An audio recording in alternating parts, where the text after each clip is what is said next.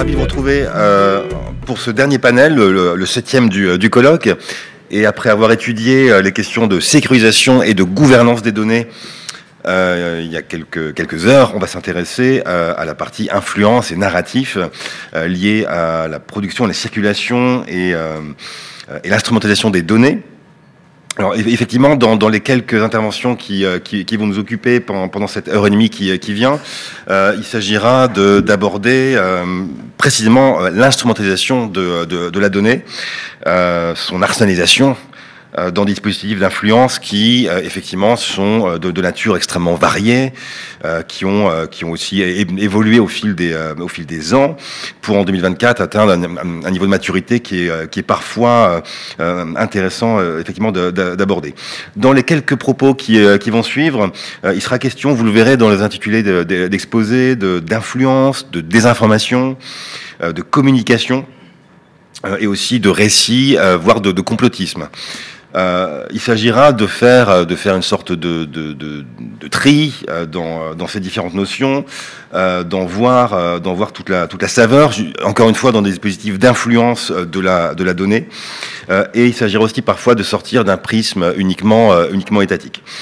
Je me présente très rapidement, Gino Setti, chercheur au CAPS, le Centre d'analyse, de prévision et de stratégie du ministère de l'Europe et des Affaires étrangères français, fonction qui est récente et qui m'occupe dans le portefeuille des questions technologiques, numériques et cyber. Donc le plaisir pour moi cet après-midi est d'accueillir quatre intervenants. On commencera par Pierre Pallavi, qui est à distance aujourd'hui, qui est professeur au collège d'état-major des forces canadiennes à Toronto, si c'est bon. Et qui abordera la stratégie iranienne d'instrumentalisation des données dans sa stratégie d'influence, notamment cyber. Donc l'enjeu est on ne peut plus actuel, voire sensible. Donc on écoutera son propos avec grand intérêt. Je présente peut-être rapidement dans la foulée nos autres orateurs. Suivra ensuite Christopher Ankerson, qui est clinical professor à l'université de New York en relations internationales, et qui nous exposera un propos centré sur peut-être davantage une lecture philosophique de la désinformation comme un jeu de données, avec comment dirais-je, un argumentaire centré sur les notions de rationalité, de croyance, qui sera très complémentaire évidemment des propos du reste de la table ronde. Ensuite, nous aurons Simon Hogg à mes côtés aujourd'hui, qui est professeur en politique mondiale et technologie numérique ici à l'UQAM à Montréal, et qui reviendra sur la militarisation de la participation en ligne dans la guerre d'Ukraine. Il pointera aussi notamment les risques liés à cette participation accrue des citoyens et du gouvernement à travers différentes plateformes, différents réseaux sociaux. Et enfin, nous aurons Dusan Bozalka, qui est doctorant au charisme à l'université Paris 2 et chercheur résident à l'IRSEM, l'Institut de recherche stratégique de l'école militaire, et qui se concentrera sur le cas très intéressant dans la période actuelle de QAnon, à travers la circulation de récits complotistes, et il étudiera la réception de récits alternatifs, notamment en Europe. Donc sans plus tarder, je vais passer la parole à Pierre Pallavi, qui est avec nous pour 15 minutes sur la question de l'Iran. Merci beaucoup. Je me suis lancé sans mettre mon micro. Merci à tout le monde, merci aux organisateurs de la conférence. Ravi d'être avec vous, même si c'est virtuellement. Alors, les dirigeants de la République islamique d'Iran ont très vite été conscients des limites de leur capacité dans les compartiments traditionnels de la puissance, et ça les a amenés à miser très tôt sur une stratégie d'influence hybride, faisant la part belle à la propagande et à la persuasion idéologique. Mais c'est vraiment au début des années 2000, à peu près vers 2005, que cette stratégie d'influence hybride a été organisée, structurée et institutionnalisée au sein du corps des gardiens de la révolution islamique sous la forme d'une cyberarmée. Alors d'abord une une cyberarmée très rudimentaire et qui va se développer cependant très rapidement à la faveur d'un certain nombre de développements historiques et d'événements historiques qui vont jouer un rôle de catalyseur. C'est d'abord en 2010 l'opération Stuxnet qui neutralise temporairement le programme nucléaire iranien, mais qui a pour effet d'encourager les gardiens de la révolution à investir dans le développement des infrastructures de cette cyberarmée et dans la formation de ces cyber-experts.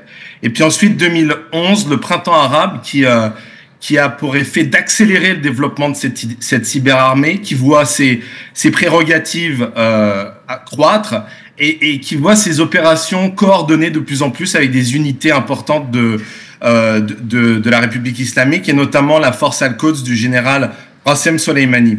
Si bien que très vite et à partir de 2015 a fortiori dans les années qui ont suivi, l'Iran s'est mis à s'enorgueillir, à se targuer d'avoir l'une des 4 meilleures cyberarmées au monde. Alors ça pourrait être de la prétention, si ce n'est que cette affirmation était très rapidement confirmée par les services de renseignement américains, occidentaux et israéliens. Alors au fur et à mesure que cette cyberarmée s'est développée, elle a vu ses champs d'activité s'étendre. D'abord limitée à des activités de cyberguérilla, de cyberespionnage et de cybersabotage traditionnel, on pourrait dire. Cette cyberarmée a étendu sa gamme d'action à des opérations de cyber-influence, c'est-à-dire de guerre cognitive avec une forte dimension idéologique et avec un objectif politique plutôt qu'un objectif de sabotage ou de ramassage d'informations. Et cette cyber-influence, cette cyberarmée a très vite aligné ses objectifs sur le reste de la stratégie asymétrique iranienne, des objectifs qui sont à la fois défensifs et offensifs. Alors sur le plan défensif, cette cyberarmée elle vise sans surprise à légitimer la République islamique et à soigner l'image du régime en le présentant comme étant ouvert, tolérant et dans la même foulée essayer de défendre l'Iran contre ce que les dirigeants des gardiens de la révolution appellent les tentatives de subversion et de révolution de couleur. Ça implique également de lutter contre ce que les Iraniens appellent le Iran Harasi, c'est-à-dire l'iranophobie. Sur une scène plus régionale et internationale, cette cyber-influence vise au Moyen-Orient à défendre l'image de l'Iran comme un champion de l'axe de résistance, de la lutte antisioniste. Et puis, dans d'autres régions du globe, Afrique subsaharienne, Amérique latine et ailleurs, jouer sur des slogans qui ont plus de résonance, comme par exemple l'anti-impérialisme, l'anti-américanisme. Au Moyen-Orient et sur un plan plus offensif, on ne s'étonnera pas que cette cyber-influence a pour mandat de dénigrer les adversaires du régime iranien. Israël, sans surprise, est présenté comme un pion de l'impérialisme occidental et comme un pays qui est responsable de la persécution envers le peuple palestinien. Le thème du génocide est extrêmement exploité depuis les 8 derniers mois. Quant aux pétromonarchies arabes, l'Arabie saoudite, les pays du Conseil de coopération du Golfe, ils sont présentés comme des régimes corrompus, assujettis aux intérêts occidentaux et dans une large part complices de par leur silence et par leur immobilisme, complices de la situation humanitaire à Gaza. Au-delà du Moyen-Orient, cette cyberarmée vise surtout à discréditer et à déstabiliser les pays occidentaux et en particulier les États-Unis, en exploitant par exemple des thèmes de société clivants comme le racisme, la brutalité policière, dans le but, bien évidemment, d'exacerber les tensions idéologiques entre différents groupes sociopolitiques, les libéraux contre les conservateurs, les républicains contre les démocrates, la population blanche contre les populations racisées, les défenseurs des droits des migrants contre les anti-immigrations, etc., etc. Donc, vous l'aurez compris, on joue la polarisation, on joue la fracture sociale, et c'est l'idée de diviser pour mieux régner.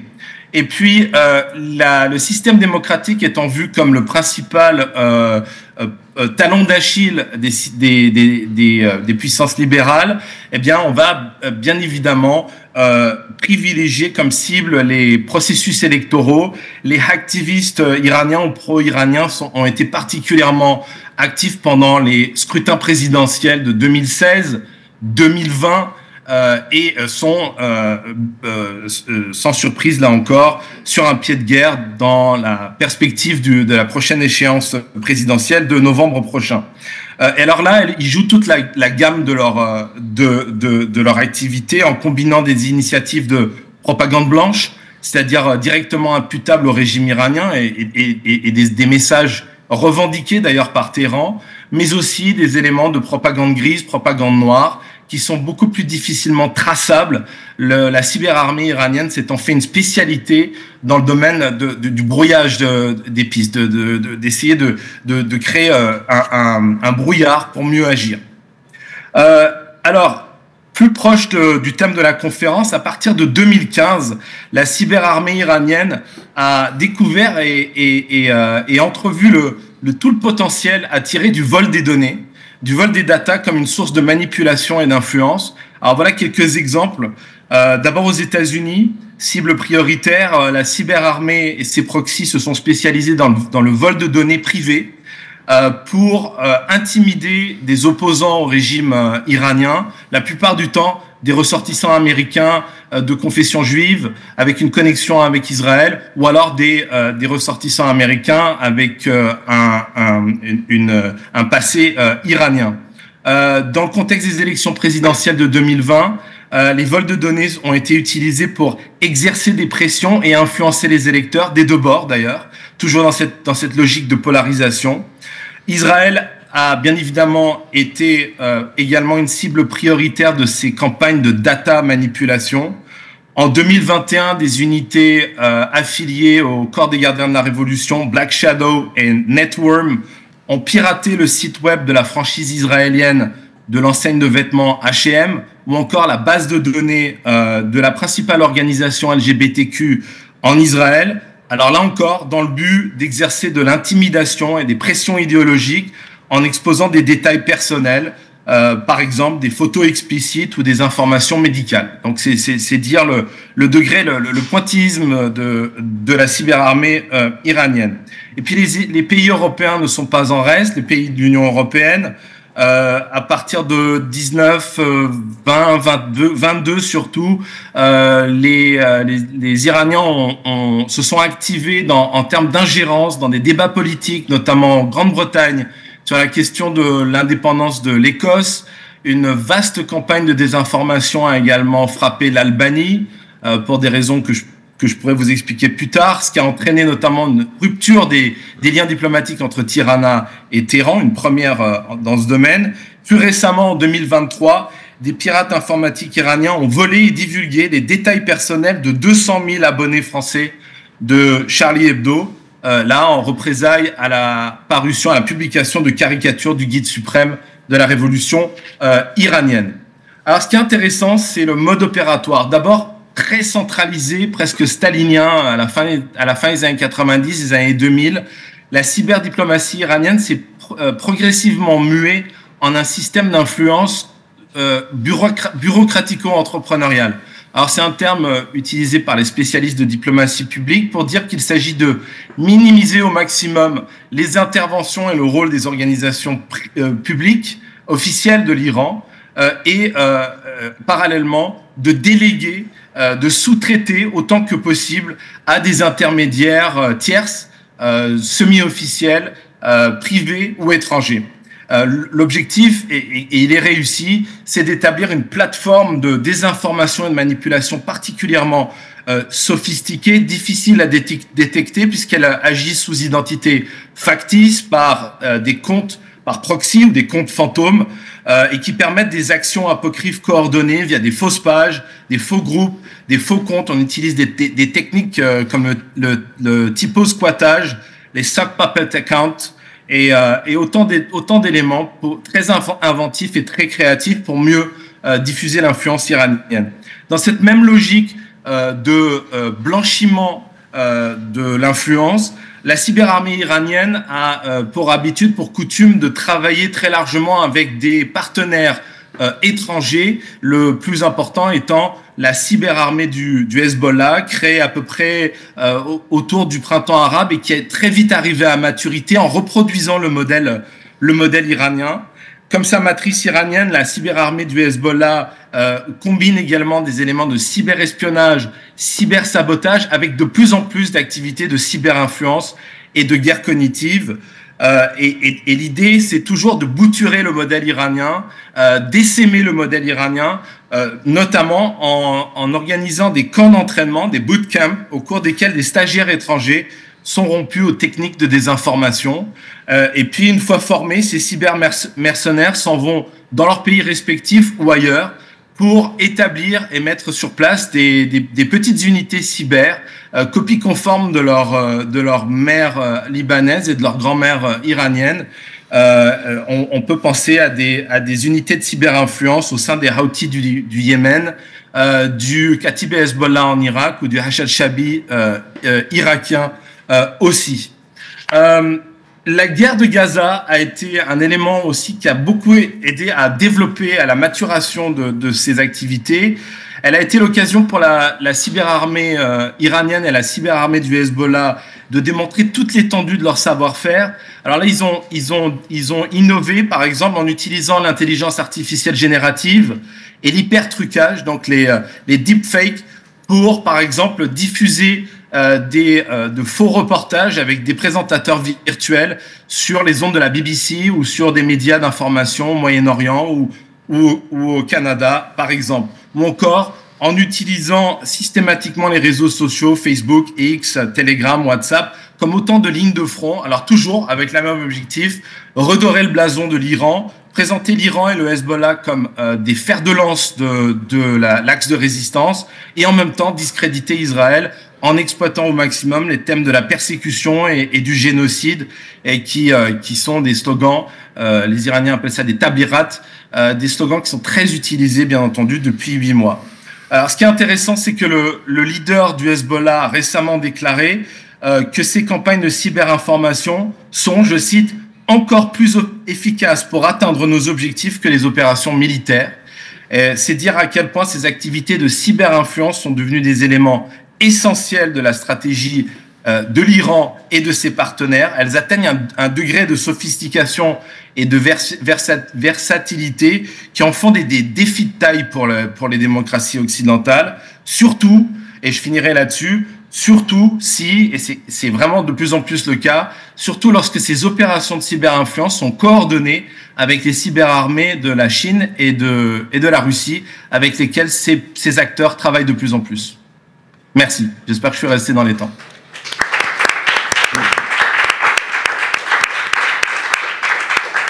Merci.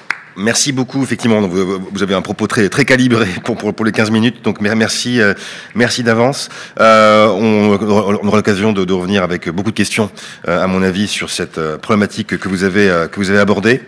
Sans plus tarder, je vais passer la parole. Je retrouve ma page à Christopher Ankerson. Je crois que vous êtes avec nous à distance et je vais I'll switch to English. Because I guess you will talk in English for the next 15 minutes.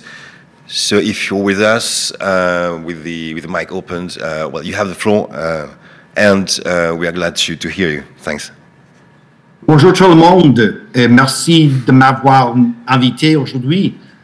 Today, I want to talk about essentially the outcomes of a workshop that we held in New York City. At New York University with the contribution of a few other partners on the notion of disinformation.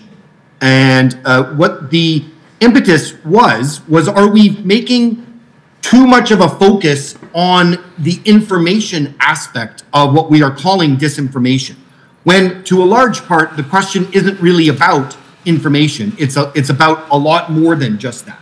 So the topic of the workshop was this notion of make-believe.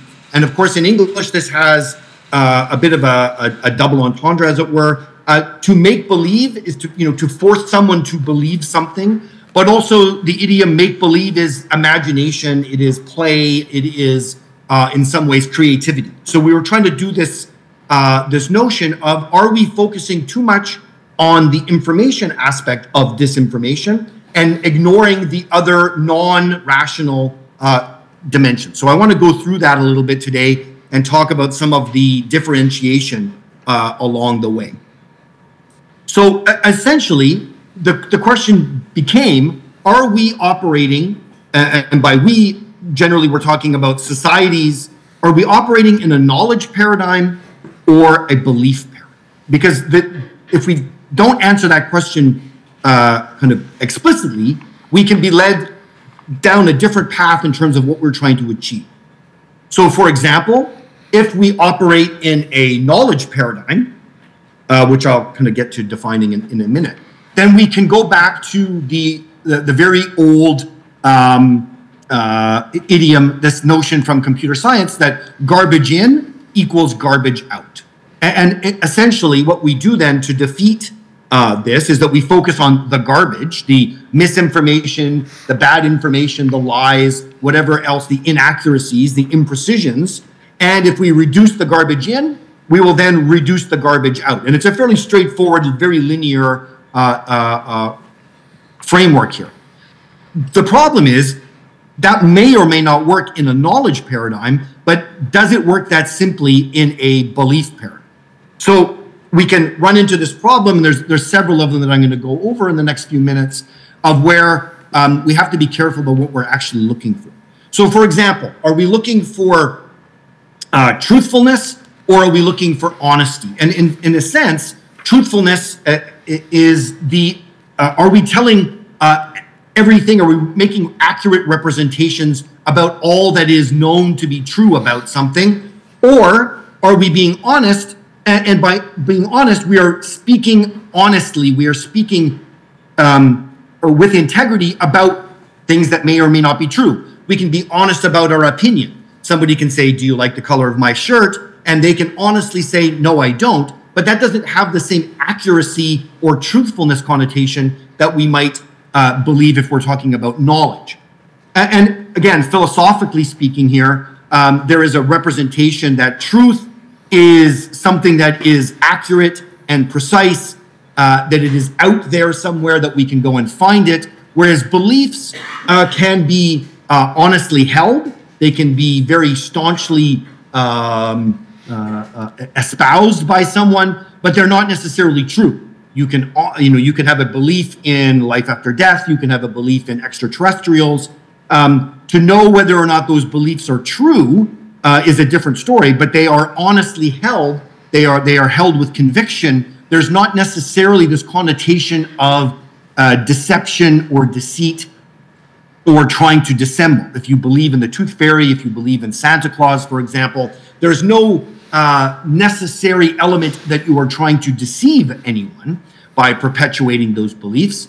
And again, philosophically speaking, in terms of epistemology, the notion that true beliefs are the foundation of knowledge is axiomatic. Now, again, there are many schools of thought within philosophy that says this is an inaccurate way of looking at things. But I think when we place ourselves in a knowledge paradigm, what we're looking for is, are we experiencing, are we acknowledging only that which is true beliefs? Are we only going to allow people to talk about, it doesn't really matter what, climate information, public health information,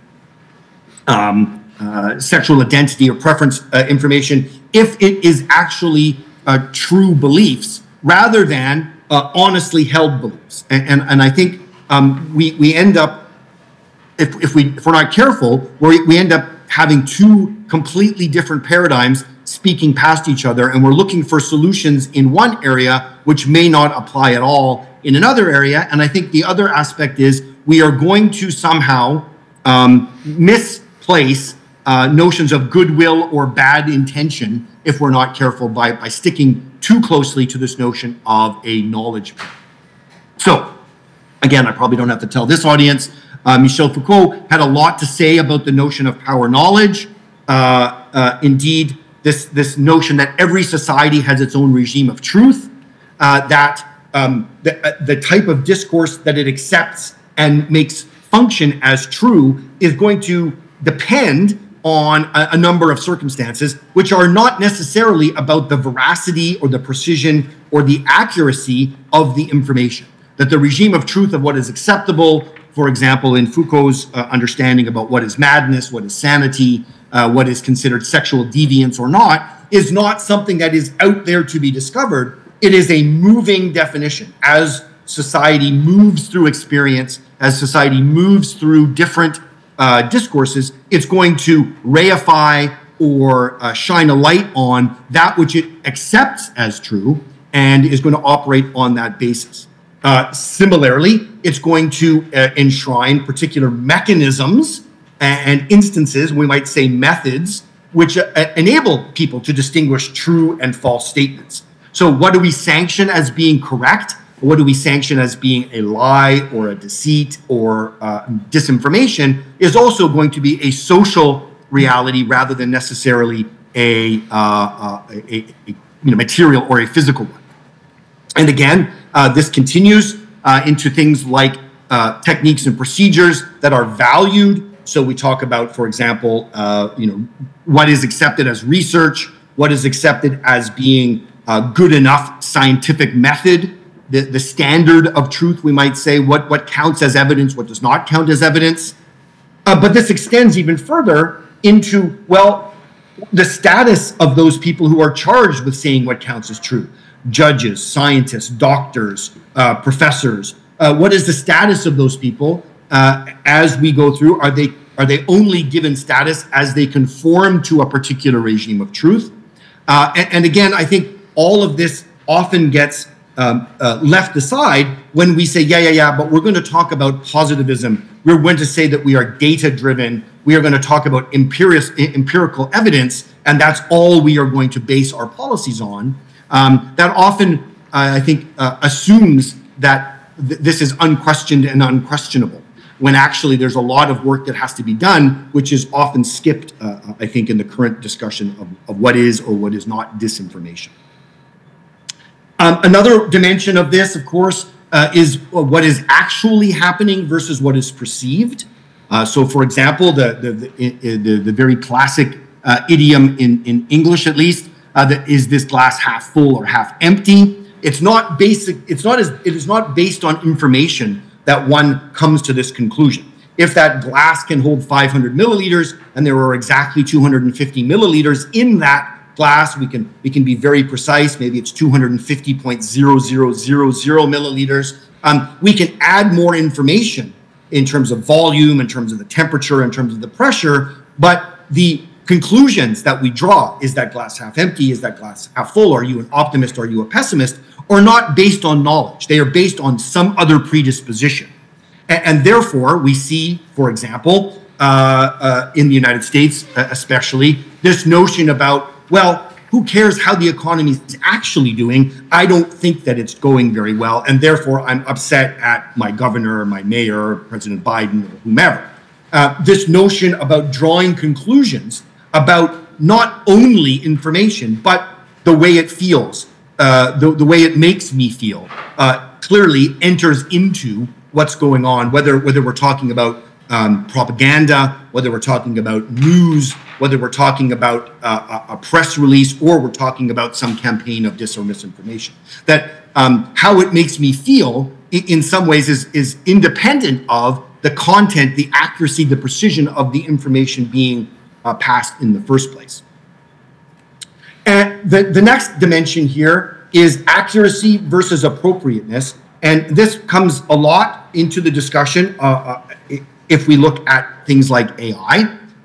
We look at AI having hallucinations, for example, if we ask it a question. I think most famously in the beginning when ChatGPT unveiled its latest product, a journalist asked it to write an obituary for itself. Please write obituaries for me, Joe Smith, And ChatGPT obliged, and it wrote an obituary that was not at all accurate. It had accredited this journalist with having a Pulitzer Prize, with winning a Nobel Prize for literature, etc. And at first there was this astonishment that this is absolutely inaccurate.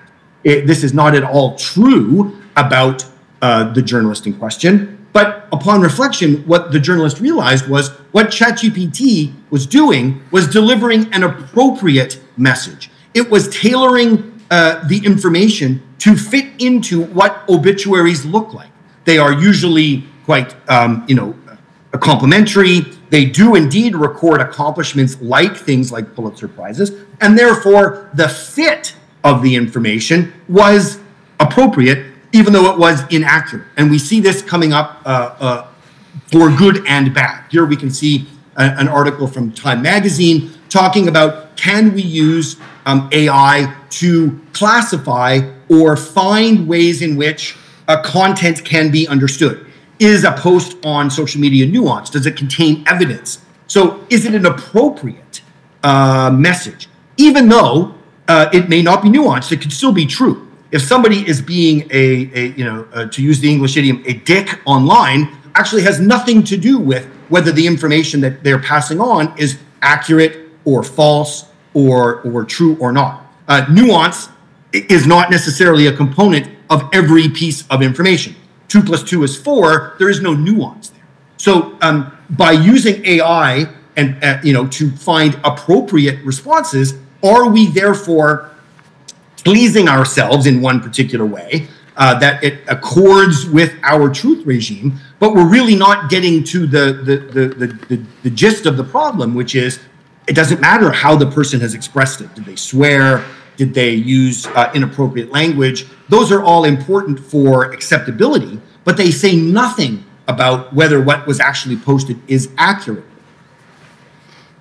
A large meta review of AI examples of deception, for example, these scholars found that depending on the orientation of the particular AI model, instead of strictly pursuing accuracy, AI systems try to win games, please users, or, and this I think was interesting, achieve other strategic goals. And again, one can ask the question, where in the heck does an AI get these strategic goals from? But I think it's very interesting. This gets very much closer to the notion of what Foucault is talking about as a truth regime, that things must fit the appropriateness of the moment in order to be considered acceptable, rather than are they, strictly speaking, honest and accurate.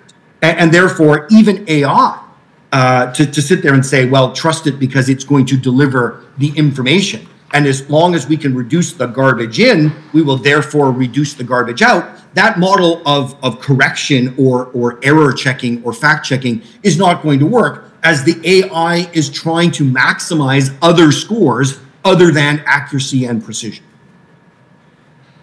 And therefore, we get to another, I think, heuristic here, which is rather than looking at the content of a message, let's look at the source. And again, similar to this notion of, is the message nuanced? Is the message delivered in a way that is balanced? Has very little to do with whether the message is accurate or true. Similarly, if we're only relying on sources by saying, and you'll often see this in social media training or so-called critical thinking training, consider the source. Who told you this? Is it coming from a trusted news outlet?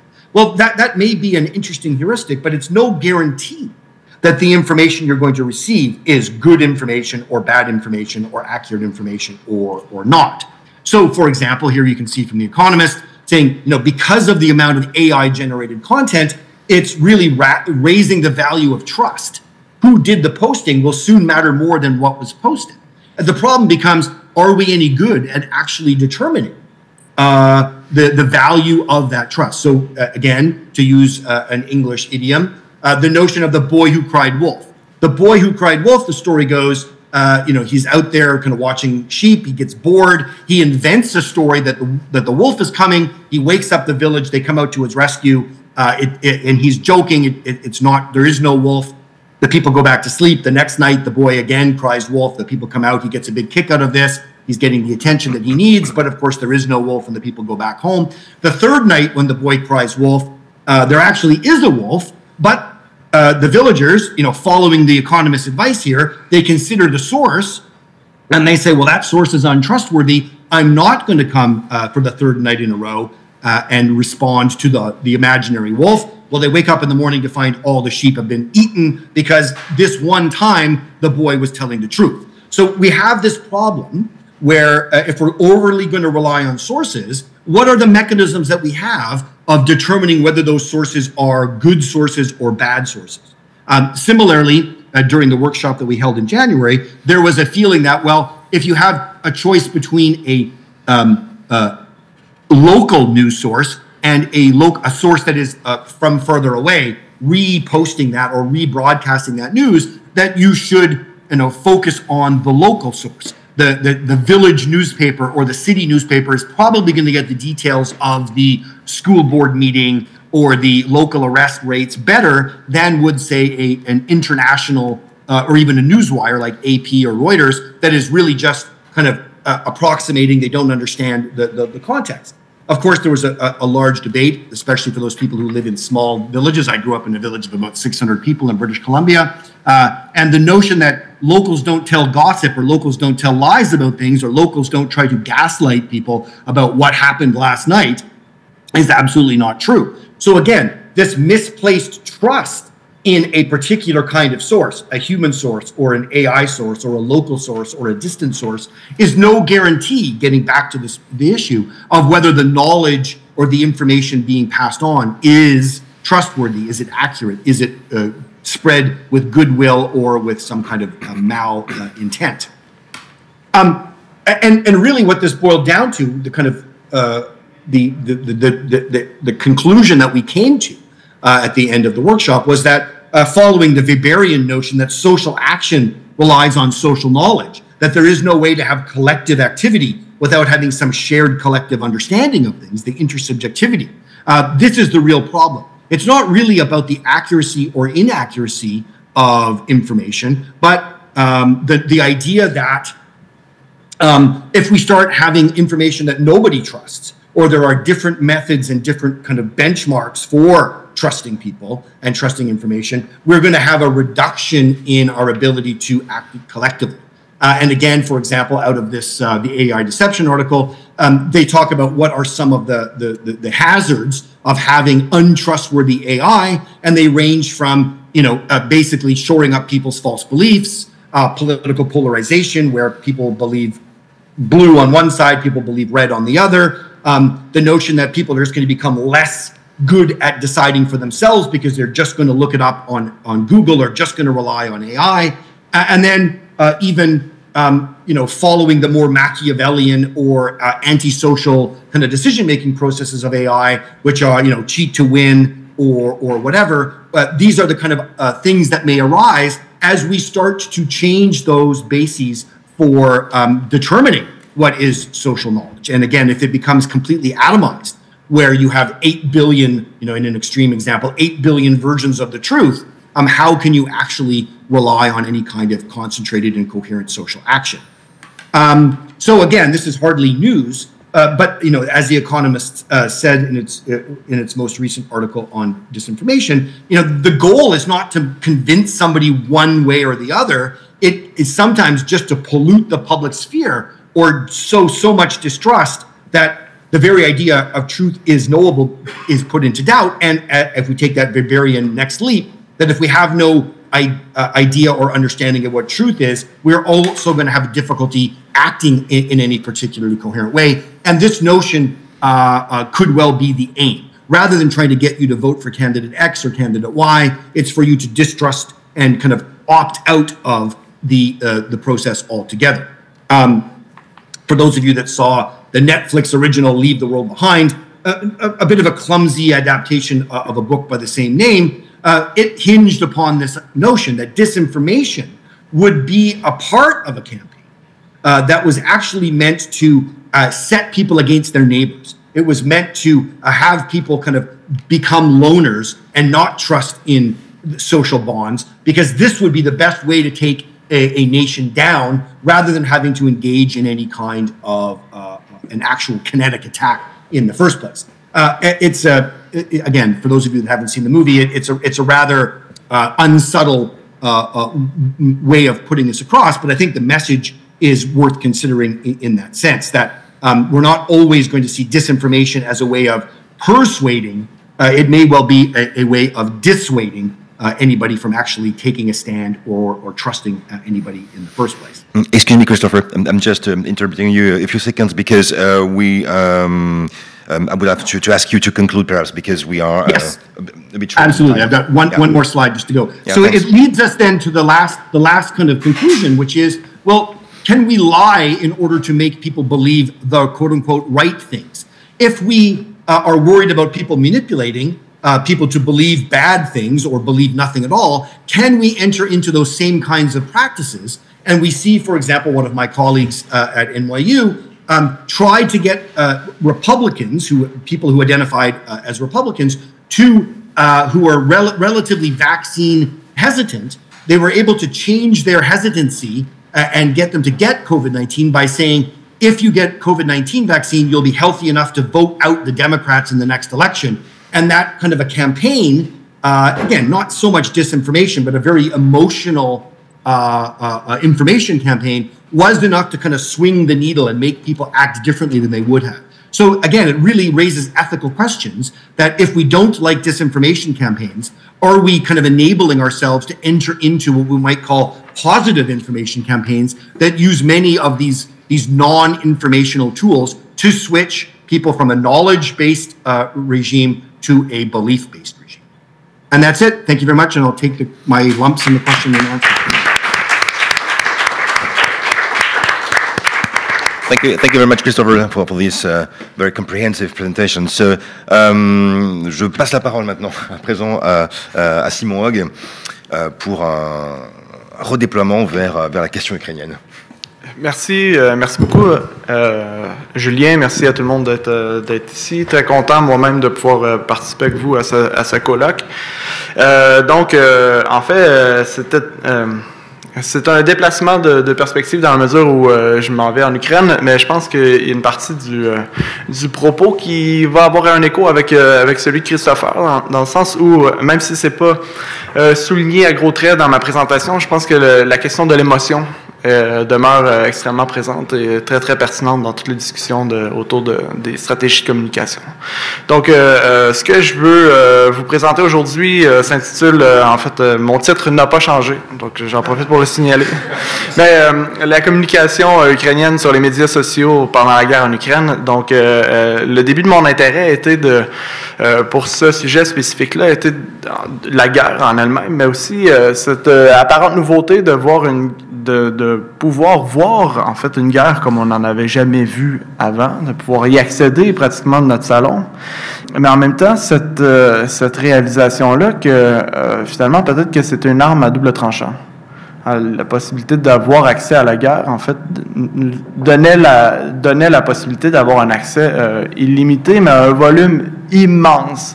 Et je sais que c'est tous des éléments que vous connaissez, hein, mais juste pour vous donner un peu un sentiment de vertige, je vais vous donner quelques chiffres que j'ai collectés la semaine dernière. Donc, le hashtag, on voit pas très bien hashtag ici, ben, peut-être, oui, on le voit mieux là. Donc, le hashtag Ukraine sur TikTok compile pratiquement 7 millions de publications. Le hashtag BCY, donc c'est en écriture cyrillique, BCY Ukraine et uniquement BCY, toujours sur TikTok, collecte pratiquement 2 millions de publications. Donc à eux seuls, on parle de 9 millions de publications. Donc évidemment, ben, ça pose des questions de volume, on voit le volume, mais aussi de création de sens à partir de ça. Comment fait-on pour être capable de concevoir qu'est-ce que c'est que la guerre en Ukraine? Parce que d'un point de vue individuel, même en fait d'un point de vue collectif, hein, c'est impossible de passer à travers tout ce contenu-là. Juste aussi pour vous donner un peu un ordre de grandeur, donc la guerre en Ukraine, on a dit jusqu'à un certain point, mais on l'a déjà vu, la guerre en Syrie, c'était aussi une guerre hyper médiatisée. Tout à fait. Mais vous voyez ici l'ONG Mnémonic, donc qui fait de l'archivage de données ouvertes pour notamment aider à mener des causes en droit international, donc pour faire des poursuites judiciaires, avait collecté pendant la guerre en Ukraine, pendant les 10 ans de la guerre en Ukraine, l'équivalent de 40 ans de contenu, donc c'est-à-dire de 3,5 à 4 millions de pièces de contenu. En 2 ans donc de guerre en Ukraine, plus ou moins un petit peu plus que 2 ans, si on regarde juste uniquement le contenu TikTok, on est à 9 millions de publications. Donc pour ça, si on reproduit les chiffres, on serait à un équivalent de 9 décennies de contenu. Et évidemment, ici, on parle de TikTok, mais on parle pas d'Instagram, on parle pas de Telegram, on parle pas d'aucun autre des médias sociaux. Donc on est dans un niveau de quantité, quantifiable, qui est absolument démesuré par rapport à même ce qui était notre ancienne palme d'or des conflits hyper médiatisés. Donc, à partir de là, je me suis posé la question. Ma question était non plus d'essayer de comprendre, moi, la guerre, ou de voir comment est-ce qu'on pouvait comprendre cette guerre-là, mais était celle de voir comment un acteur comme le gouvernement ukrainien pouvait, en fait, naviguer ce surplus de contenu-là. Comment il l'utilisait, c'était quoi sa stratégie pour essayer de reprendre le contrôle de la représentation de la guerre dans un espace marqué par la perte de contrôle sur les représentations. La question, vous pouvez la lire ici, c'est comment l'État ukrainien participe-t-il, donc de sa manière, à la construction du récit de la guerre pour le public occidental, donc pour nous. Parce qu'évidemment, il y a un intérêt particulier, on ne va pas se le cacher, il veut nous vendre la guerre pour que nous, lui, donnions des ressources. Et la thèse que je vous propose, ce que je vais essayer de démontrer dans le reste de ma présentation, c'est que l'État ukrainien utilise les médias sociaux pour mobiliser la participation d'une communauté de supporters afin de, confirmer l'appartenance de l'Ukraine à l'Europe et au monde occidental.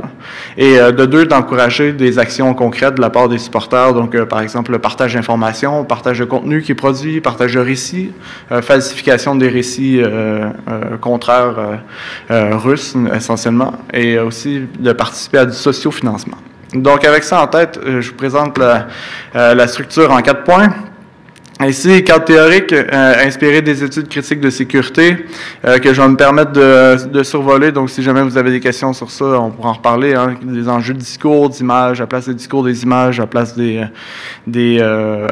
public. Mais je mets ça de côté pour l'instant pour me concentrer sur les 3 suivants, c'est-à-dire l'objet, qu'est-ce que je veux regarder plus spécifiquement, la construction du discours, qu'est-ce qu'on doit retenir comme contenu, et ensuite la magie des médias sociaux, qu'est-ce qui est dans la forme, en fait, pas uniquement dans le contenu du message. Et donc, l'objet, c'est un peu un casse-tête, en fait, parce que autant on peut dire que les représentations de la guerre ukrainienne sont cacophoniques dans la mesure où il y a un volume infini, même si on regarde uniquement ce que le gouvernement ukrainien fait, c'est déjà assez cacophonique, en fait. Il y a plusieurs acteurs qui participent, plusieurs ministères, plusieurs individus qui partagent des informations et qui partagent plusieurs informations par jour. Ça atteint des volumes qui sont assez faramineux. Donc, ce sur quoi j'ai décidé de me pencher, c'est l'organisme United 24, que vous avez peut-être déjà vu passer si vous suivez la guerre en Ukraine. C'est l'organe officiel de collecte de fonds du gouvernement ukrainien qui a été mis en place autour du mois de mai 2022, donc quelques mois après le début de la guerre, par le président Zelensky. C'est une initiative présidentielle où l'objectif est de collecter de l'argent. De faire en sorte que chaque individu puisse essentiellement participer, chaque individu à l'extérieur de l'Ukraine, chaque individu dans le monde qui appuie la cause puisse participer à l'effort de guerre ukrainien. Donc la visée est un peu, elle est large, elle est à certains points propagandiste, que j'oserais dire, mais elle est assez efficace. J'aimerais attirer votre attention sur le chiffre qui est tout en haut dans le centre, le total collecté. Donc on a dépassé aujourd'hui le 650 millions de dons fournis par des individus. J'insiste, ici, c'est des individus, donc vous et moi qui donnez à la cause ukrainienne pour soit des efforts de défense, des efforts de déminage, des efforts de reconstruction, donc différents projets comme ça que l'on peut choisir. Donc, on a cette liberté-là de choisir où on veut investir, même si, de façon générale, largement, c'est la défense qui récupère pratiquement les 3/4 des dons. Mais de façon globale, c'est 650 millions qu'ils ont été capables d'aller chercher. Et ça les place, si on comparait donc cette somme-là au nombre, aux dons qui ont été faits par des États, ça les placerait au 22e rang des donateurs internationaux, à égalité, plus ou moins, avec l'Australie. Donc, c'est quand même, collectivement, nous sommes des donateurs assez importants. Mais au-delà de ça, et puis la structure, en fait, c'est assez classique d'une collecte de fonds, hein, des supporters, des organismes privés, des groupes privés comme Uber, Balenciaga, Spotify, Visa qui vont être des supporters institutionnels. Vous avez différents projets sur lesquels on peut donner de façon plus spécifique, et une série d'ambassadeurs aussi, des actrices, des anciens footballeurs, joueurs de soccer et des vedettes du milieu de la télévision, comme nul autre que Luke Skywalker en personne, qui vient assister à la défense du bien contre le mal. Donc, c'est assez classique pour une structure de collecte de fonds. Mais en fait, ce qui est intéressant par rapport à ça, c'est que pour être capable de collecter des fonds, il faut être capable de convaincre les personnes de nous donner de l'argent. Donc, ils ont mis en parallèle un énorme écosystème de communication qui va rejoindre pratiquement tous les médias sociaux principaux. Donc, vous voyez ici, en fond, c'est la page de YouTube, donc United 24, mais version média, qui sont sur YouTube, mais ils sont aussi sur, vous les voyez ici mieux que moi parce que l'écran est petit, Instagram, Telegram, Twitter, TikTok, Reddit, WhatsApp. Ils sont aussi sur Internet, ils ont leur propre page de nouvelles, donc ils donnent du contenu sur le développement de la guerre, ils donnent du contenu sur le développement sur les causes pour lesquelles l'Ukraine se bat. Et juste, pas tant que les chiffres sont importants, mais juste pour encore un peu donner une idée de vertige, j'attire votre attention sur le nombre d'abonnés, donc 1 million d'abonnés. Ici, c'est uniquement pour la page de YouTube, et puis 1200 vidéos, mais 725 millions de visionnements. Donc, c'est pas quelque chose qui est ad hoc, c'est quelque chose qui est important. Et ici, on parle juste de la page YouTube, on ne parle pas des autres pages. Donc, c'est une campagne qui est extrêmement efficace, une campagne qui vise, en fait, c'est des mots qui ont été pris du gouvernement américain au début de la guerre, mais à noyer la sphère informationnelle. Dans un contexte où on veut s'assurer que le récepteur reçoive la bonne information, en fait, celle qu'on veut qu'il reçoive, mais l'objectif ici est de produire tellement de contenu qu'on fait en sorte qu'on empêche l'observateur de tomber sur un autre contenu par hasard, ou de voir un algorithme lui pousser un autre contenu indésirable. On fait en sorte qu'on s'assure que c'est notre contenu qu'ils vont être en mesure de voir.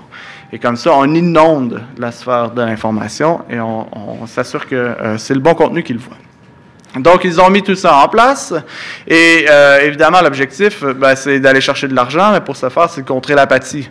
De faire en sorte que chaque citoyen ait la possibilité d'aider, mais que chaque citoyen aussi du monde occidental se sente appelé à aider pour le conflit. Parce qu'on pourrait dire, comme on l'a dit en 2014, finalement, c'est pas si important que ça. Et on pourrait dire la même chose qu'on dit pour plusieurs conflits à travers le monde. Dans le fond, ça touche cette région-là, mais ça ne nous touche pas, nous, tant que ça. Donc, c'est un objectif de contrer l'apathie. Comment le discours se construit-il? Quel sens essaie-t-il d'aller chercher? Ici, j'invoque mes grands penseurs post-structuralistes qui animent les études critiques de sécurité. On se retrouve finalement dans une construction de discours qui est assez classique entre le bien et le mal, une dichotomie qui va identifier la Russie d'un côté et proposer une Ukraine qui est tout à fait à l'opposé de ce que la Russie elle est. Alors, la Russie, elle est menteuse, elle est perfide, elle est violente, destructrice, elle est impérialiste, elle menace l'ordre international et évidemment, l'Ukraine, elle est tout le contraire de ça. Elle est transparente et honnête, elle est bienveillante, elle est souveraine et elle va défendre l'ordre international. Et donc, dans cette structure-là dichotomique, elle va publier une série de messages, de vidéos, diverses qui vont nous confirmer ces identités-là propres à chaque pays. J'aurais voulu vous montrer des vidéos, mais évidemment, j'ai pas le temps en 15 minutes de le faire. Mais même si c'est des vidéos de 15, 30 secondes, 1 minute des fois. Mais donc, ils vont nous montrer justement que la Russie ne respecte pas ses engagements internationaux. La Russie détruit tout sur son passage. La Russie ressemble à Poutine, en fait, l'équivalent moderne d'Hitler. Des types de représentations que vous avez pu voir si vous regardez les discours, si vous suivez le conflit d'un peu plus près. Et à l'inverse, l'Ukraine, elle est souveraine et elle est européenne. Et c'est important, en fait, pour être capable pour l'Ukraine de montrer qu'elle n'est pas juste une province, la Russie. C'est à marteler toujours, parce que si à partir du moment où on considère que l'Ukraine est une province, ça vaut plus la peine de se battre pour le défendre. Donc, elle rappelle constamment le passé impérialiste de la Russie pour montrer que ce passé-là impérialiste a étouffé une nation ukrainienne qui essayait de vivre indépendamment et de s'en détacher depuis le début des années 90. Et en parallèle, elle nous rappelle non pas uniquement que l'Ukraine elle est souveraine, mais qu'elle est aussi européenne. Parce qu'elle veut se rattacher au bon club de sorte que elle reçoive le financement. Et c'est assez intéressant de voir en fait comment elle construit cette appartenance-là à l'Europe. Parce qu'elle a assez de difficultés, en fait, sur le contenu, à nous dire en quoi est-ce qu'elle appartient à l'Europe. Elle va évoquer des termes de liberté, des termes de démocratie, qui peuvent être revendiqués par plusieurs autres communautés au-delà de l'Europe. Mais sinon, comme dans la vidéo aussi, que j'ai pas le temps de vous présenter, mais un des arguments qui était ressorti pour dire « nous appartenons à l'Europe », c'est de dire que l'Ukraine défend des valeurs chrétiennes. C'est peut-être pas toutes les parties de l'Europe qui seraient tout à fait d'accord avec ces éléments centraux-là de la définition de ce qu'est l'Europe. Mais enfin, ça fait partie de leur narratif parce qu'évidemment, ça fait partie aussi de ceux à qui on demande de nous aider. Et puis, l'Ukraine est au service du monde, donc cette idée constante du David contre le Goliath, mais qui est utilisé à quelques occasions, mais qui s'exprime de façon un peu plus en finesse en voulant montrer le courage des soldats au front, l'altruisme aussi des soldats qui se battent pour leurs camarades, mais aussi évidemment pour le reste du monde. C'est l'Ukraine qui résiste à l'envahisseur russe pour défendre l'ordre international libéral. C'est une Ukraine qui est innovante, c'est une Ukraine qui est bienveillante. Donc, qui va nous ramener tous ces éléments-là du discours de l'identité ukrainienne. Maintenant, qu'est-ce que les médias sociaux viennent rajouter? Parce qu'une certaine façon, ce même discours-là, on pourrait l'entendre de la bouche de Zelensky, aussi bien que sur les médias sociaux. En fait, l'intérêt des médias sociaux, en grande partie, vient de la capacité d'atteindre un nouveau public, en fait. Et je pense que c'est pas tant novateur comme constat, mais ce qui est novateur des stratégies ukrainiennes, c'est leur capacité à connaître le public à qui ils veulent s'adresser, et à réutiliser les codes de lecture de ce public-là pour rendre le contenu tout à fait digeste et facile à lire, facile à comprendre. Et dans la multiplication des vidéos qu'ils font, on voit plusieurs des codes de cette culture-là numérique occidentale qui sont réutilisés pour rendre les vidéos faciles à lire.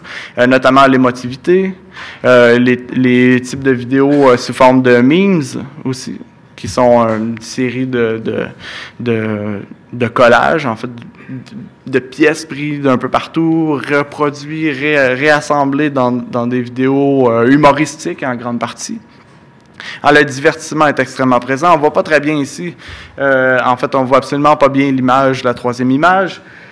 Mais c'était une vidéo qui montre des soldats qui attaquent une tranchée avec une caméra sur, j'imagine, quelque part au niveau du casque, qui reprend cette image qui est de plus en plus commune à cause des jeux vidéo, qui est celle du first-person view. Alors, on voit la guerre, on peut expérimenter la guerre à travers les yeux d'autres personnes. Donc, c'est un code qui est tout à fait normal pour les personnes qui sont habituées au divertissement militaire. jeux vidéo d'abord, mais aussi le film, les films de guerre qui vont reproduire ces contenus-là. Et puis la sexualisation aussi, qui sont reprises de façon jusqu'à un certain point, je dirais accidentelle par l'armée ukrainienne, mais il y a beaucoup d'insistance sur le fait que les femmes peuvent participer.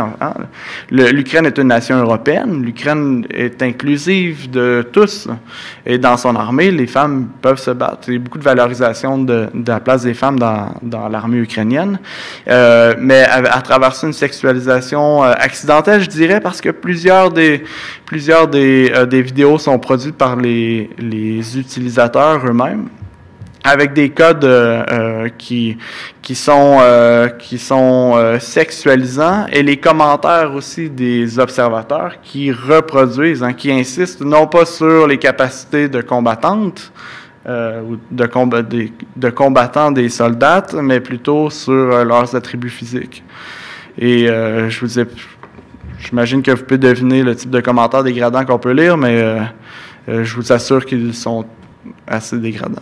Donc, reproduction des codes culturels, les codes de la culture américaine, qui amènent vers une dépolitisation, en fait, de la guerre, qui nous présente la guerre essentiellement comme une expérience individuelle et marquée par le techno-fétichisme, une guerre qui n'inclut pas de dimension politique, qui reproduit encore une fois ici les codes du film, en grande partie du film de guerre, où la guerre est une affaire de band of brothers plutôt qu'une affaire d'enjeux politiques ou sociaux. Et la seule dimension politique qui demeure, en fait, c'est la lutte contre le mal. Si on peut admettre ça comme une dimension politique, ce qui est pas certain. Donc, une série de vidéos de plus, et puis j'avance en rafale pour arriver essentiellement sur retour et contribution. Je ne veux pas vous relire ma question de recherche ni ma thèse, mais les deux contributions que j'aimerais mettre en évidence, c'est que d'abord, je pense que les stratégies de communication nous rappellent, même si on devrait jusqu'à un certain point savoir que la participation individuelle n'est pas juste quelque chose qui est organique, spontané, mais c'est aussi quelque chose qui est travaillé, et qui n'est pas juste travaillé par les méchants, mais qui est aussi travaillé par nos États, ou les États alliés, pour s'assurer que nous y apportions notre soutien. Cette mobilisation-là, la deuxième contribution que je propose, c'est que cette mobilisation-là à la guerre, mais nous présente la guerre, nous porte à imaginer la guerre comme étant un jeu. Et évidemment, représenter la guerre comme un jeu, ça pose des questions politiques, mais c'est des questions aussi extrêmement dangereuses. Dans toute cette banalisation-là, cette invisibilisation-là de la violence qui a lieu à travers les représentations. Donc, je m'arrête ici. Désolé pour le dépassement. Sans plus tarder, je laisse la parole à Dusan Bozalka, qui était également en ligne et avec qui nous allons faire aussi un grand écart géographique, même si on va partiellement rester en Europe. Donc, à vous la parole, cher Dusan. Ok, super. Bon, très bien. Merci pour l'invitation et pour cette opportunité de présenter aujourd'hui sur un cas qui est, je pense, un peu plus atypique de ce qui a été dit jusqu'à présent. Mais l'intérêt, justement, c'est de voir comment est-ce que des acteurs privés, donc là, il s'agit d'un groupe sociologique fermé qui est QAnon, un groupe complotiste transnational, et comment est-ce qu'ils se sont emparés des méthodes numériques pour justement procéder ou amplifier la circulation des récits qu'ils ont produits. Et de la même manière, comment est-ce que nous, en tant que chercheurs, on peut mobiliser les outils numériques qu'ils mobilisent eux-mêmes, qu'on s'entende bien, pour tracer ces phénomènes de flux informationnels et esquisser des premiers éléments de résultats sur la réception de récits complotistes transnationaux. Alors pourquoi est-ce que je parle de tout ça ? Peut-être pour vous donner un peu de contexte, il faut savoir que QAnon, c'est un mouvement donc complotiste qui est né sur 4chan, un forum anonyme, en fait, c'est basé sur une relation entre Q, qui est le meneur, et toute une série d'adhérents qui sont appelés Anons. Et en fait, les Anons ont joué un rôle instrumental dans la circulation du mouvement puisqu'ils sont familiers des textes de l'information. On en recense déjà depuis 2010 en tout cas pour 4chan. Et donc, ce qu'on aperçoit, c'est que il y a même des pics de publication de récits complotistes qui se font notamment à l'aune d'événements médiatiques importants, et je pense plus particulièrement à la défaite de Donald Trump. Et en fait, ce moment, ainsi que la Covid un peu plus tôt, ont contribué à une circulation transnationale des récits, puisque en fait, on a vu l'apparition de Anon européens, et dans le même temps, on a aussi vu que les plateformes traditionnelles que les Anons avaient investies ont rétorqué et ont décidé de les bannir. Mais le problème, c'est que il y a toute une panoplie de plateformes alternatives qui existent et sur lesquelles ils se sont recomposés et continuent d'utiliser pour se réorganiser et coloniser progressivement les plateformes traditionnelles. Et donc, on peut formuler évidemment plusieurs hypothèses de ce que je viens de dire. C'est que les espaces socio-numériques, ils permettent aux Anons de maintenir leurs activités, d'accroître la circulation des récits promus. Et de la même manière, on observe plusieurs profils puisqu'on a des Européens et des anglophones, pour la plupart américains. Et donc, c'est ce que j'appelle un contre-public en réseau, puisque en fait, ce sont des groupes qui sont marginaux et qui utilisent les réseaux sociaux numériques pour, comme je le disais, s'organiser et faire circuler leurs récits contestataires. De la même manière, on observe également des relations différentes entre Q, le meneur, et les Anons qui suivent. Donc, il est en réseau. Aussi, ils utilisent les réseaux sociaux numériques. Et donc, je vais essayer de présenter ce développement assez préoccupant de trois manières, avec la notion de récit stratégique, qui en fait vise à démontrer à travers trois étapes comment les récits circulent. Et dans le même temps, et je vais plutôt le présenter au fil de l'eau, puisque c'est difficile de comprendre si on n'a pas un exemple concret directement, j'utilise une méthodologie computationnelle qui est donc mixte, computationnelle avec de la collecte et du traitement de données, et mixte avec un cadre qualitatif. Donc le premier point, c'est la formation. Donc d'où est-ce que viennent ces récits complotistes qu'on voit aujourd'hui? En fait, il faut remonter en 2017, puis 2018. C'est là où sont les premiers messages de Q. En fait, ce que j'ai fait, c'est que je les ai collectés grâce à un scrapping dynamique. Il s'agit de messages sur 4chan qu'on a appelés drops, puisque ce sont des messages cryptiques qui ont été renommés drops, pour un peu de contexte. Et il y en a à peu près 5000. Et donc, ce que j'ai fait, c'est que je les ai collectés avec un scrapping dynamique sur un site internet qui les recensait tous. Il y a deux manières de faire du scrapping, donc c'est-à-dire extraire des données textuelles et des métadonnées de sites internet, puisque les sites internet sont créés avec des codes HTML, c'est le squelette du site internet, et vous pouvez le faire avec un scrapping statique s'il n'y a pas de mesures préventives contre le scrapping. Or, sur le site que j'ai utilisé et sur bon nombre de sites complotistes, il y en a. Et donc ce que vous faites, c'est que vous prenez un scrapping dynamique, donc un script Python, qui fonctionne avec les bibliothèques Selenium et Chrome Driver, vous le configurez en fait vous arrivez à créer une fausse interaction qui est contrôlée par un script Python, mais qui vise à contourner les protections ou les mesures préventives anti-scrapping, afin que vous puissiez en extraire les données textuelles et les métadonnées. Et donc, ce que j'en conclus à la lecture et après la collecte de ces drops, c'est que en fait Q n'a pas procédé à une métathéorie du complot comme on a pu attribuer à QAnon, mais plutôt Q a procédé à une sélection extrêmement stratégique d'éléments complotistes et d'éléments pro-Trump, tels que le Pizzagate, pour susciter l'intérêt des Anons. Et donc, c'est pas tant la création d'une métathéorie qui est sortie de nulle part, c'est vraiment un intérêt, une sélection stratégique qui a été opérée par Q. Et ça, on le comprend aujourd'hui parce qu'en fait, on sait que le compte de Q était originellement... on ne sait pas qui a publié les premiers drops, mais on sait que par la suite, c'était Paul Ferber, qui était lui-même un modérateur de 4chan. Et si vous voulez, il était familier de ce qu'il s'y disait, et donc c'était à peu près logique qu'il sélectionne des récits complotistes et pro-Trump qui fonctionnaient très bien sur 4chan. Puis ça a été repris par Jim Watkins parce que 4chan a été abandonné et Q a publié ses récits sur 8chan.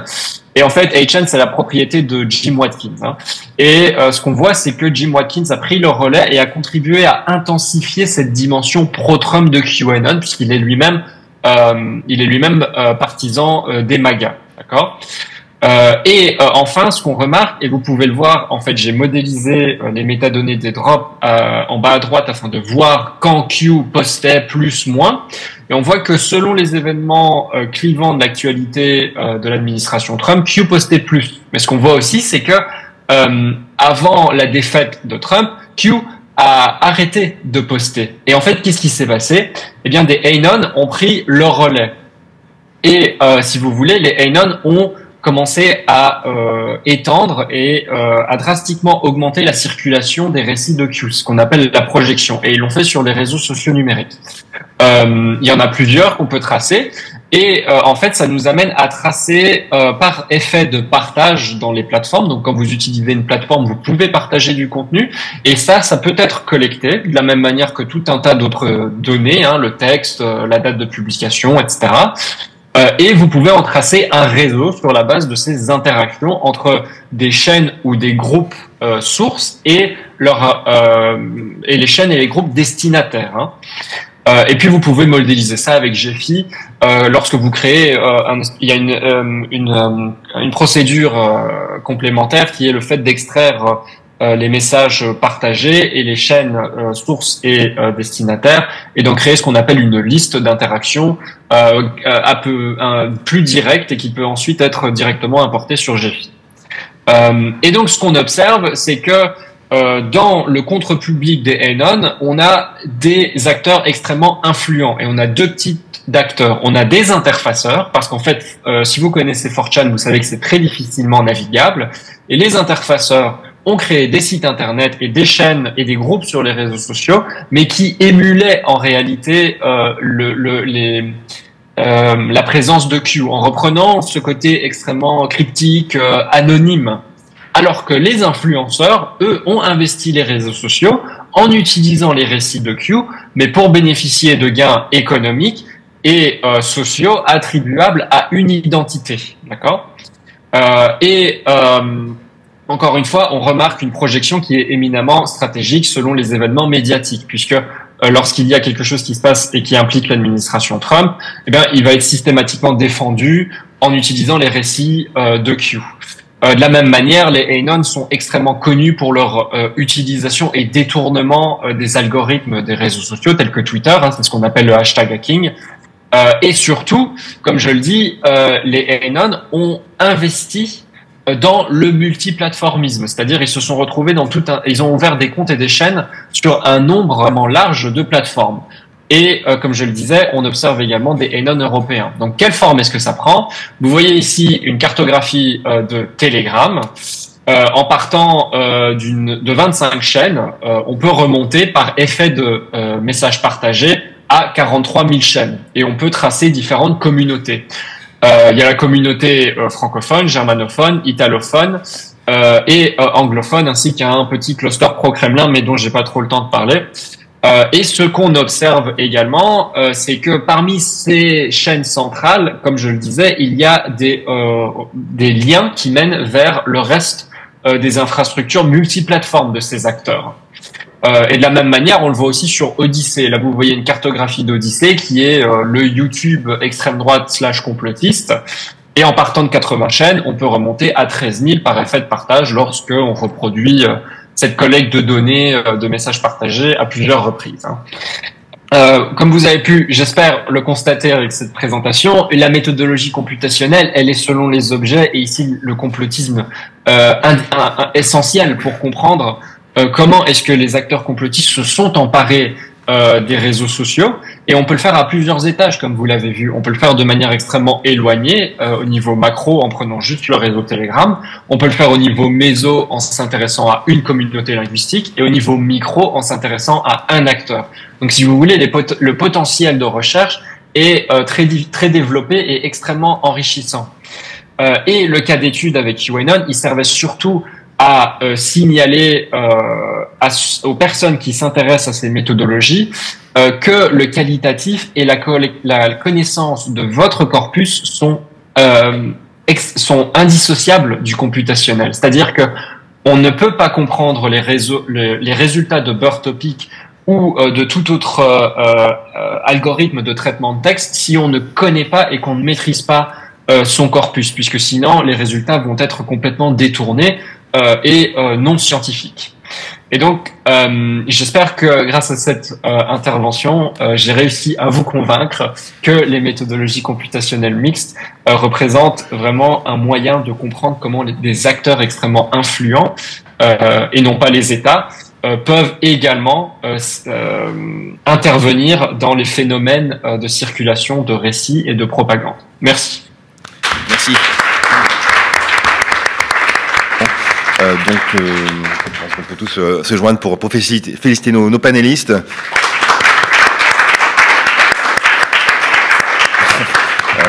Vous subissez encore ma présence pour quelques remarques de conclusion. Bon, effectivement, après un panel qui a été extrêmement riche et duquel je vais évidemment essayer de me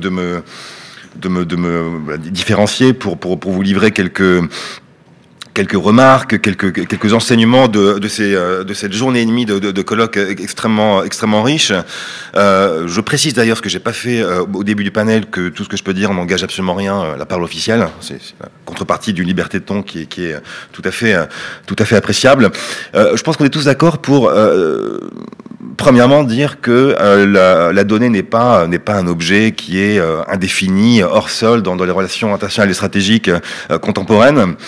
Pendant très longtemps, on a perçu ces données comme étant une illustration d'une convergence entre la mondialisation économique et le phénomène de numérisation, de digitalisation en très mauvais français. Et à partir de ça, on a avant tout analysé la question des données comme étant avant tout une thématique liée à la régulation, liée à un enjeu commercial qui est évident pour tout le monde. Sauf que avec notre colloque, les travaux de chercheurs qui ont aussi nourri les réflexions de tout un chacun, cette donnée numérique, elle est convoitée par l'ensemble des acteurs du jeu international. Tout ça selon un nuancier de finalité qui, on l'a vu, est quand même assez vaste et assez impressionnant. Donc il y a quand même un sentiment de grande richesse. Je pense que là aussi il y a un consensus parmi nous pour essayer de digérer toute cette matière aussi via l'utilisation de la donnée.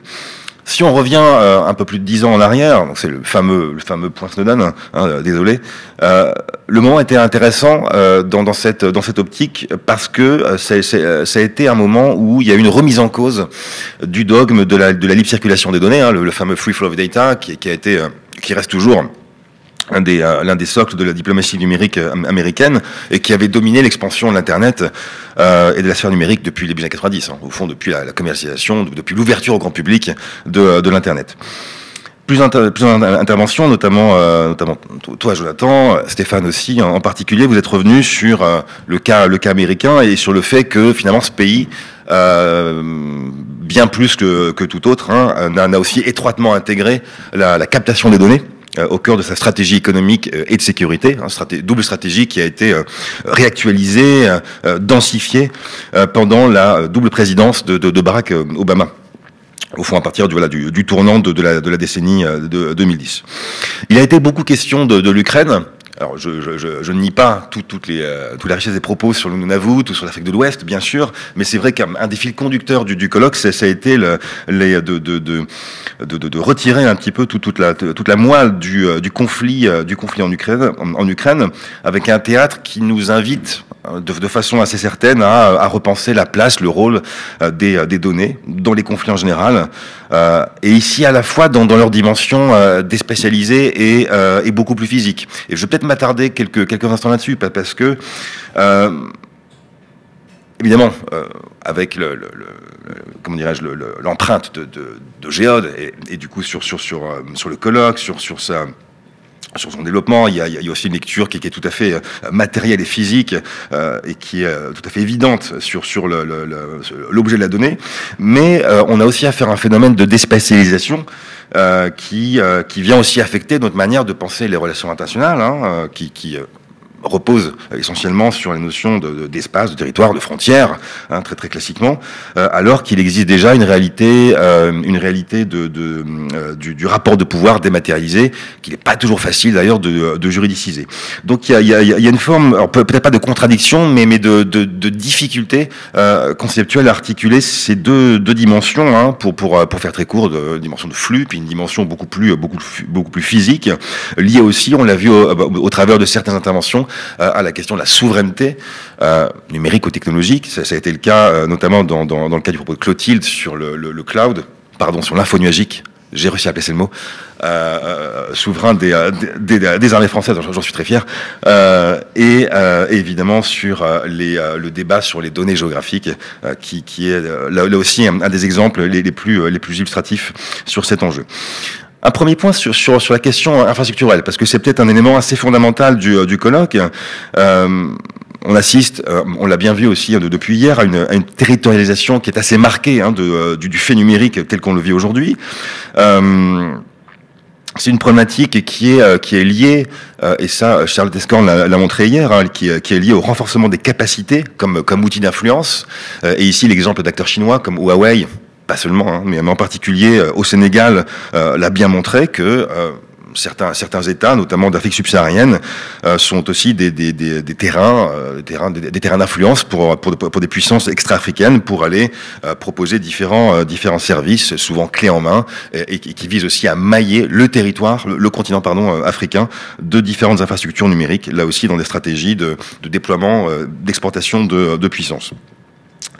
Dans le cas de l'Ukraine, que j'ai à peine commencé à esquisser, ce qui est à mon sens intéressant, et puis Louis Pétignot l'a aussi en partie évoqué dans son propos, ça a été au fond la continuité entre le contrôle de l'infrastructure et la réception de l'information dans les régions qui ont été conquises par l'envahisseur russe. Ça, c'est une lecture assez novatrice, à mon sens, qui ressort du colloque, parce que on a assez rarement fait le lien entre ces deux dimensions, hein, dimension de contrôle physique, territorial, et la façon dont ensuite les populations qui sont soumises à cette conquête peuvent encore accéder à des contenus, alors effectivement plus libres, mais du moins perçus à travers le censeur, l'agence de contrôle de l'information russe. Ce qu'on peut aussi remarquer, c'est une clandestinisation des pratiques d'influence numérique via la création d'infrastructures parallèles. Ça, on le voit dans le cas du conflit ukrainien, avec l'implication de la Russie, via aussi les réactions de l'Union européenne, en particulier à partir de fin mars 2022, quand Bruxelles a interdit RT et Sputnik d'opérer à partir du sol de l'Union européenne, et cette clandestinisation beaucoup plus poussée permet aux acteurs russes et pro-russes de contourner les contre-réponses occidentales via là aussi des innovations qui sont à la fois médiatiques et aussi infrastructurelles, qui sont tout à fait importantes et qui doit aussi, je pense, nous amener à travailler de façon très interdisciplinaire, parce que là aussi ça mêle différents champs d'études. Ce qu'on peut aussi retracer après ce colloque, c'est au fond le phénomène de plateformisation de la guerre. On a tous connaissance de plateformes d'analyse de données qui vont jouer sur le terrain de la surveillance, de l'analyse décisionnelle préventive, etc. Mais on a aussi affaire à un phénomène de guerre qui est centré sur les plateformes. Et ça, c'est aussi un paramètre que, à titre personnel, j'inviterais peut-être à développer au travers d'autres événements de ce type. Via un mouvement de décentralisation, parce qu'il s'agit d'aller rechercher, d'aller collecter des données, et en même temps de recentralisation, parce que là, il va s'agir, dans certains cas, d'aller retravailler à partir d'une seule plateforme. Donc ça peut être Palantir, ça peut être d'autres cas qui ont été mentionnés durant le colloque. Ce pouvoir infrastructurel, il a été déjà conceptualisé, analysé par quantité de chercheurs, notamment Mann dès 84. Donc ça remonte bien avant finalement la dissémination des moyens numériques tels qu'on la connaît et tels qu'on le vit aujourd'hui. Et c'est un lien très évident avec mon deuxième point, qui est un phénomène de privatisation aussi accéléré de cet enjeu de la donnée dans la conflictualité contemporaine. On a affaire à des acteurs technologiques aujourd'hui qui sont, pour paraphraser la chercheuse américaine Swati Srivastava, qui parle beaucoup d'autorité entrepreneuriale privée, qui vont maîtriser des jeux de données considérables et qui vont les exploiter aussi à leurs propres fins. Alors, à des fins philanthropiques dans leur discours, mais évidemment aussi dans une finalité tout à fait mercantile qu'il importe aussi de savoir analyser. Ce sont des sociétés qui vont renégocier à travers leur implication dans les conflits actuels, dans la guerre en Ukraine, mais aussi ailleurs, dans différents épisodes de tension, que ce soit en Éthiopie, au Myanmar, etc., qui vont renégocier les notions d'autorité, de légitimité, de responsabilité aussi. Ça, c'est peut-être pas un des enjeux, là, évidemment les plus mineurs. Ce sont des acteurs aussi privés qui sont devenus des facilitateurs de la guerre, en permettant par exemple le maintien d'une connectivité sur un théâtre. Évidemment, Starlink a été évoqué à juste titre. Ce sont des acteurs qui deviennent de plus en plus des administrateurs, avec des guillemets, de la guerre. On peut penser par exemple à Meta, qui devient de facto un gestionnaire de l'information sur la guerre. Et pour finir sur le plan de la métaphore, ce sont des acteurs qui deviennent des courtiers en connaissance par la publicisation des modes opératoires russes, par exemple. Donc là, on pense avant tout à Microsoft, pas seulement, mais Mandiant, etc., qui ont déversé leur rapport, leur post de blog, etc., sur les différents modes opératoires, en reprenant très souvent un vocabulaire qui emprunte au registre diplomatique, ce qui là aussi pose de nombreuses questions sur l'exploitation de données dans une finalité mixte, mercantile et plus diplomatique et stratégique. Cette privatisation croissante de l'importance de la donnée dans ces conflits, dans ces tensions internationales, elle a aussi un lien avec ce qui a été évoqué par Sandrine Turgis en matière de documentation des crimes de guerre. Ça, c'est aussi un enjeu qui est tout à fait majeur, avec la question de la preuve numérique qui va devenir une thématique tout à fait fondamentale pour les juristes. Pas seulement à la CPI, bien sûr, à la Haye, mais qui au-delà voudront investiguer et se baser sur, évidemment, des matériaux, sur des données numériques qu'il importera de faire valoir pour aller prouver des crimes de guerre, des génocides, etc. Cette privatisation, elle a aussi un lien, et puis on vient juste de le voir à travers le 7e panel, à travers l'influence numérique, via le foisonnement d'un mercenariat qui, là, vient brouiller la distinction que l'on peut faire entre des acteurs du jeu international, et qui va aussi en retour complexifier les réponses que les États ont pu déployer depuis des années. Et pour citer un auteur parmi d'autres, ça c'est vrai que là on pourrait évidemment citer quantité de chercheurs, mais Margalotti par exemple, qui a publié il y a 2 ans de mémoire The Weaponization of Everything, qui envoie la militarisation de tout.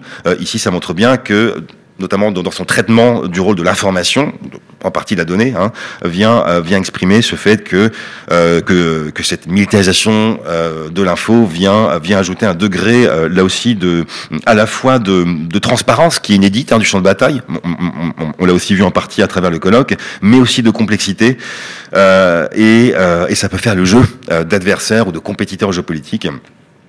Je renvoie entre parenthèses aux propos récents de Margherita Simonian, qui est la directrice de RT en Russie, et qui faisait un lien entre les pratiques des acteurs russes et pro-russes mobilisés dans cet appareil de désinformation avec le rôle qu'ont eu les partisans soviétiques. Donc ça renvoie à ce que j'évoquais en matière de clandestinisation, mais ça renvoie aussi à cette absence de tout complexe pour aller utiliser la donnée à des fins stratégiques, là pour le coup, au sens classique du terme. Cette privatisation, elle renvoie aussi à une individualisation des pratiques de cette conflictualité numérique. Vous avez des civils qui aujourd'hui vont partager des données qui, dans certains cas, pourront s'apparenter à du renseignement. Et ici, dans le domaine numérique, la distinction entre civils et combattants, elle devient de plus en plus ténue. Hein, c'est pas un enjeu là aussi qui est mineur. Et qui va poser la question de la protection juridique des civils si ceux-ci prennent directement part aux hostilités. On sort un petit peu du cadre formel ici du colloque, mais la donnée vient ici ajouter un degré de malaise parce que cette distinction qui pendant des siècles relevait de l'évidence aujourd'hui avec justement l'exploitation de la donnée vient complexifier, vient brouiller cette lecture. Ce qui, là aussi, son liturgie avait montré. Et mon dernier point, et puis je vais être extrêmement bref à ce sujet, j'avais promis de respecter l'horaire, c'est finalement la place qu'a eu l'intelligence artificielle dans les débats au cours du colloque. Ça n'a pas forcément été un fil conducteur, mais ça a été un des éléments, à mon sens, tout à fait important et intéressant à relever, avec une technologie, ou plutôt des applications de technologie qui ne sont pas neutres, qui revêtent évidemment une forte dimension politique, par les données que ces IA vont traiter, par les biais qui peuvent exister dans ces algorithmes, bien sûr, et par les décisions arbitraires des plateformes de modifier les résultats qui ont été générés par ces IA. Le fait est que le développement de ces IA aujourd'hui, il est une prérogative qui devient quasi exclusive de grands acteurs privés. Hein, son contrôle démocratique, là aussi, peut nous questionner sur le foisonnement de données alimentées, moulinées par ces grands acteurs dans ce besoin d'aller nourrir des systèmes d'IA évidemment très gourmands en données numériques. Parenthèse, hein, vous avez un groupe comme Meta, encore une fois, hein, qui va jusqu'à organiser une convention citoyenne sur l'IA générative. Ça renvoie à ce que j'évoquais tout à l'heure là aussi sur l'empiètement sur différents champs de ces acteurs privés. Il a été question aussi de la recomposition du champ de bataille à la faveur de l'IA. Là, les questions sont peut-être plus ouvertes. Est-ce que l'IA va renouveler l'art de la guerre ou est-ce que c'est exagéré? Est-ce que l'IA est plutôt un simple adjuvant dans la prise de décision dans des situations complexes? Là aussi, les travaux font suite à des réflexions des deux côtés de l'Atlantique qui ont été assez riches, mais à la faveur du développement d'IA générative, ça mériterait peut-être qu'on traite cet enjeu à l'avenir avec la part prise par l'éthique. On l'a vu on le voit toujours aujourd'hui avec évidemment la question d'Israël et de Gaza, qui là aussi renvoie à des questionnements tout à fait profonds. Et mon point de conclusion, c'est peut-être une incitation à percevoir la chose, enfin l'enjeu de l'IA et des données travaillées par l'IA de manière un peu holistique. On a vu que l'IA doit peut-être être comprise comme une sorte d'extension du champ numérique traditionnel, dont elle va amplifier les caractéristiques et les travers. Sauf qu'ici, il faut peut-être prendre en compte de manière beaucoup plus dense la dimension industrielle, qui se teinte de géopolitique bien sûr, mais on a vu qu'à travers la question des composants électroniques, notamment à travers la question de l'expertise humaine, on a une thématique qui se densifie d'année en année et qui doit sortir du seul champ technique pour aller englober évidemment des domaines et des sous-domaines bien plus complexes qu'ils n'ont l'air a priori. Je m'arrêterai ici tout simplement pour dire qu'il faut être en mesure, à travers cet enjeu des données, de naviguer dans un effet de saturation qui, là aussi, est un élément tout à fait majeur à mon sens du colloque qu'on a vécu ensemble. Donc merci encore une fois et à très bientôt.